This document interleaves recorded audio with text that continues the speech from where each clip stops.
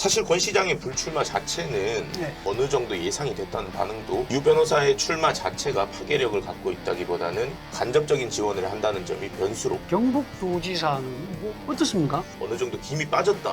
만약에 지난 대선에서 이재명 후보가 당선이 됐더라면 영날보 TV 시청자 여러분 안녕하십니까? 뉴스 되짚어보기입니다. 지방선거가 6월 1일 치러집니다. 대구 경북 시도민은 이번 선거를 통해 2명의 광역단체장과 기초단체장 31명을 선출합니다. 대구시 교육감과 경북도 교육감도 뽑습니다. 이번에 새로 뽑히는 선량들의 어깨는 무겁습니다. 지방 소멸을 극복할 수 있는 방안을 만들어야 합니다. 쓰러져가고 있는 지역 경제를 다시 일으켜 세워야 합니다. 지방자치와 지방분권을 회복해야 합니다.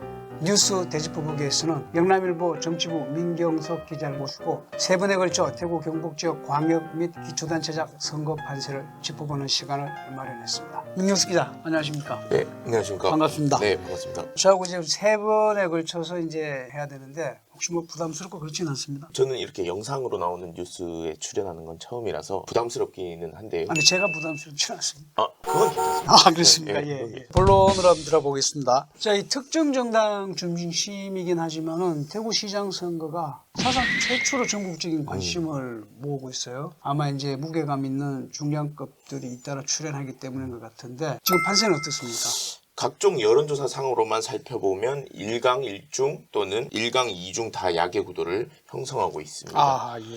우선 국민의힘 홍준표 의원이 압도적으로 선두를 달리는 가운데 김재원 전 최고위원이 홍 의원을 바짝 쫓는 구도를 형성했다가 권영진 대구시장이 돌연 불출마를 선언하고 유영하 변호사가 나서면서 판세가 요동치는 상황입니다. 홍 의원이 이제 대선 경선 이후에 윤석열 대통령 당선인과 대립각을 세웠던 터라 실제 공천을 받을 수 있을지는 의문이라는 관측도 나오는데요. 다만 현실적으로 홍 의원이 대세론을 형성한 상황이라서 다른 후보들이 자력으로 홍 의원의 뒤를 바짝 쫓지 않는 이상 무리하게 공천 배제를 하지는 못할 것이라는 게 지배적인 시각입니다. 일단 홍준표 의원이 이제 압도적으로 선두를 형성했는데 일각에서는 부정직 시간이 적지 않습니다. 대선 후보까지 지냈던 정치인이 당 최대 지지 기반인 대구로 이제 하방한다고 표현을 했습니다. 그렇게 내려오는 데 대한 거부감이 기조에 깔려 있는 것으로 보입니다. 그리고 홍준표 의원의 특유의 강한 이미지도 이런 부정적인 시각이 나오는데 일조하고 있는 상황입니다. 다만 홍 의원은 본인 스스로는 대선 후보급 인사가 대구시장을 맡은 적이 있었냐, 거물급 인사가 대구를 맡아야 한다는 주장을 펼치고 있는데요. 일반 유권자들 사이에서는 굉장한 호응을 얻고 있습니다. 경선 과정에서 젊은 층의 지지를 상당히 얻었다는 점도 플러스 요인으로 볼 수 있겠습니다. 그렇습니다. 홍콜라가 대박을 쳤죠. 네. 자, 김재원 전 국민의당 최고위원이 홍 의원 뒤를 쫓고 있는 형국인데 지지율 반등이 좀 나타나고 있습니까? 국민의힘 김재원 전 최고위원도 본격적으로 이제 선거에 뛰어들면서 자신이 졸업한 대구 시민고 인맥을 중심으로 세결집에 나서고 있습니다. 일각에서는 뭐 일부 현직 국회의원들도 김 최고위원을 돕고 있다는 말도 있는데 조금 더 확인이 필요하겠습니다만은 불출마를 선언한 권영진 시장의 세력을 얻기 위해서 일부 접촉을 하고 있는 것으로 관측이 나오고 있습니다. 김재원 전 최고위원 평리중학교 나왔는데 평리중학교 인맥을 활용한다는 얘기 없습니까? 사실 대구 같은 경우에는 기본적으로 고등학교 인맥을 활용하는 특유의 그 풍토가 있기 때문에 정치권에서는 그게 굉장히 극대화되고 있는 상황이거든요.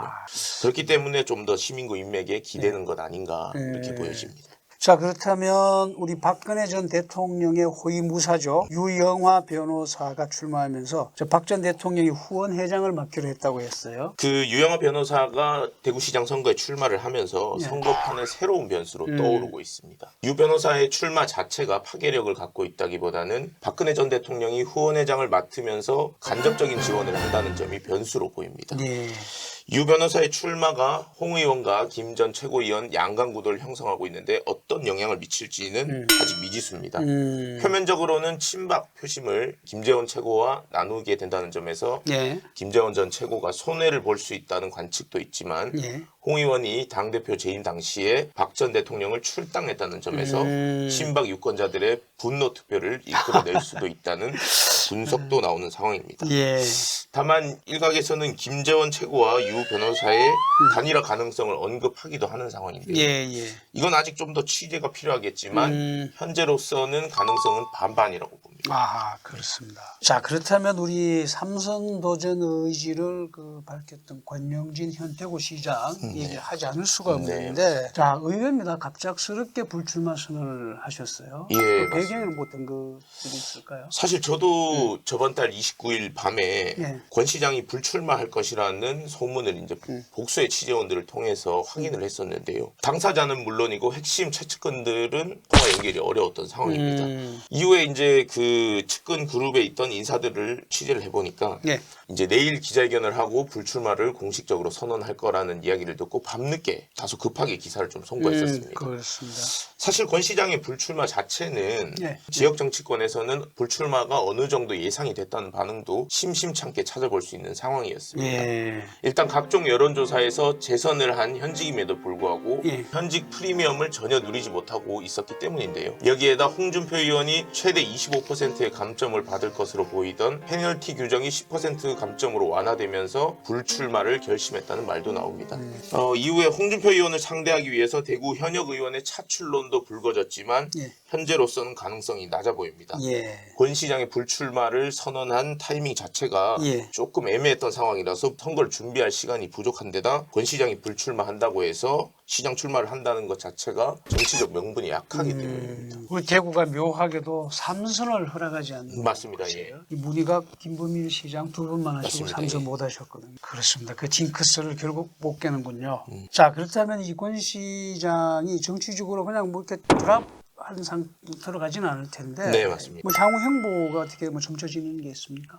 우선은 윤석열 정부 내각 입각설이나 대구 수성구 보궐선거 출마설이 아하. 흘러나오고 있습니다. 예. 다만 두 가지 소문 모두 예. 현재로서는 가능성만 제기되는 상황이라서 본인은 당분간 좀 쉬고 싶고 어머니께 못하는 효도를 하고 싶다는 입장을 밝힌 바 있기 때문에 예. 시정을 마무리하고 당분간은 휴식을 취하면서 행보에 대해 고민을 하는 시간을 가질 것으로 보입니다. 수승을 출마 보궐선거 홍준표 의원 자리에 보궐선거 네. 성공하지 못한 시장이 그 지역에서 국회의원으로 출마한다. 그림이 그렇게 아름답지는 않은 것 같습니다. 그렇습니다. 그렇기 때문에 오히려 가능성을 좀 낮게 보는 경우도 있는 것 같습니다. 그렇군요. 자, 우리 나머지 군소 후보들의 움직임들도 활발합니다. 네, 맞습니다. 국민의힘에서는 이진숙 전 대전 MBC 사장과 정상환 변호사, 예. 김영기 경북대 명예교수와 예. 권영보험 전 대구경북 벤처기업협회장, 오. 김점수 전 제영한국인 경제인협회장 등이 뛰고 있습니다. 예. 이 앞서 언급한 후보들 모두 홍준표, 김재원, 유영아라는 인물이 대구에 대한 이해도도 낮으면서 예. 대구를 자신의 정치적 발판으로 삼고 있다는 점을 강하게 비판하고 있는데요. 음. 이를 통해서 인지도를 끌어올리려는 포석으로 보입니다. 아하. 강세를 띠는 후보를 디스하면서 대결 구도를 형성해야 인지도가 오른다는 점을 계산한 것으로 보입니다. 알겠습니다. 네.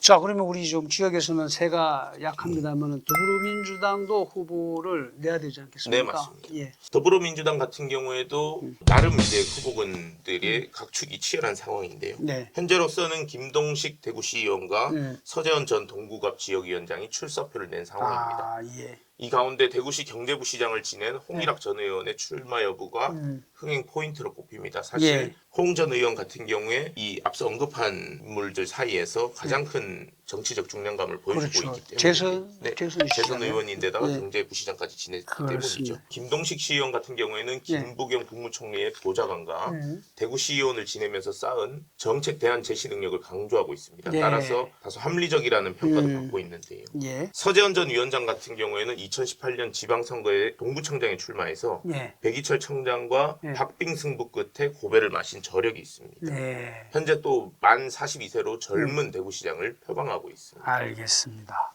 자, 그럼 대구는 이 정도로 하고 네. 우리 경북으로 한번 넘어가 보겠습니다. 경북도지사는 뭐 어떻습니까? 어느 정도 김이 빠졌다 뭐 이런 이야기도 많이 나오는 상황입니다. 예. 왜냐하면 이제 재선에 도전하는 이철우 도지사에 맞설 경쟁자가 뚜렷하게 없는 상황입니다. 아, 때문에 이철우 지사 측도 사실 경쟁자가 있어야 선거 흥행이 되기 마련이지 않습니까? 그렇습니다. 그래서 다소 좀 답답해하는 아하, 상황인데요. 예, 예. 대항마가 없으면 사실 선거판이 달아오르지 않는다는 건 네. 자명한 사실이기 그렇습니다. 때문에 예.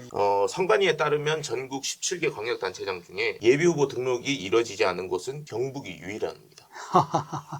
그렇습니다. 네, 맞습니다. 대구와 또 달리 경북은 한 번 하시면 3번 다 해요. 아, 그렇죠. 현재까지는 다 이의건 지사, 김관영 지사. 네, 맞습니다. 이 같은 그런 과정의 배경에는 지난번 지방선거에 출마하면서 예. 당내 경선 과정이 워낙 치열했기 때문이라고 보는 시각도 있습니다. 그때 어떻게 됐죠? 그때 이철우- 김광림 의원과 박명재 의원이 예예 3파전이었구나. 이철우 지사가 세게 맞붙었었는데 예예. 이철우 지사가 쉽게 당선된 건 아니었습니다. 경선에서. 그렇기 때문에 그 경쟁자들이 제거되면서 예. 현재 대항마가 없다 이런 평가가 나오는 것 같습니다. 그렇습니다. 박명재, 김광림 전 의원이 고령이시죠? 맞습니다. 그렇지. 예, 알겠습니다.